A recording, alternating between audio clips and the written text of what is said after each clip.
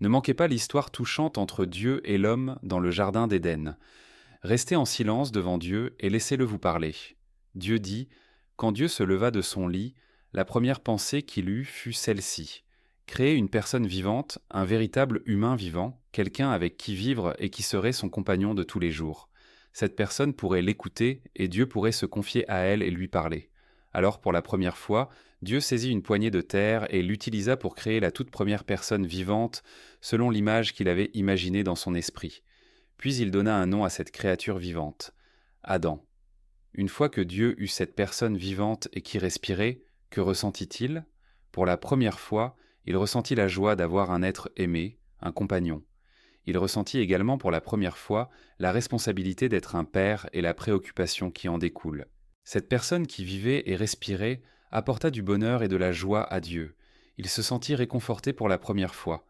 C'était la première chose que Dieu avait faite et qui n'avait pas été accomplie avec ses pensées ou même ses paroles, mais avec ses propres mains.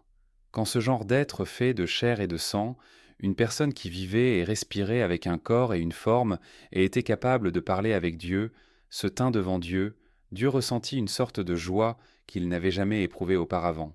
Dieu ressentit vraiment sa responsabilité, et cet être vivant non seulement fit vibrer son cœur, mais chacun de ses petits gestes le toucha et lui réchauffa le cœur. Quand cet être vivant se tint devant lui, ce fut la première fois que Dieu pensa créer plus de personnes comme celle-là. C'est la série d'événements qui découla de cette première pensée de Dieu. Pour Dieu, tous ces événements se déroulèrent pour la première fois. Mais durant ces premiers événements, peu importe ce qu'il ressentit à ce moment-là, joie, responsabilité, inquiétude, il n'avait personne avec qui les partager. À partir de ce moment, Dieu éprouva une solitude et une tristesse qu'il n'avait jamais connues avant. Il sentit que l'homme ne pouvait pas accepter ou comprendre son amour et sa préoccupation ou ses intentions envers l'homme. Alors il ressentit encore du chagrin et de la douleur dans son cœur. Bien qu'il ait fait ces choses pour l'homme, celui-ci n'en était pas conscient et ne le comprit pas. En plus du bonheur, la joie et le réconfort que l'homme lui apporta furent rapidement accompagnés par ses premiers sentiments de chagrin et de solitude. Tels étaient les pensées et les sentiments de Dieu à ce moment-là. Tandis que Dieu accomplissait toutes ces choses, il passait de la joie au chagrin et de la peine à la douleur dans son cœur, et ses sentiments étaient mêlés d'anxiété.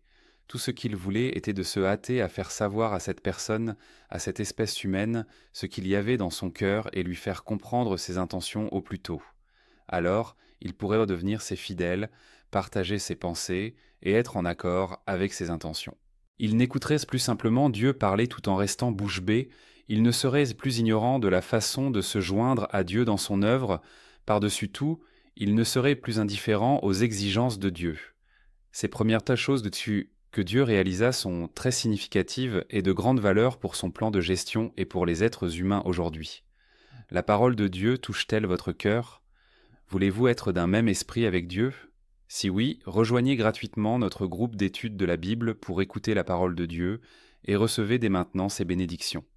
Cliquez sur le lien dans ma bio ou envoyez oui sur WhatsApp pour rejoindre gratuitement.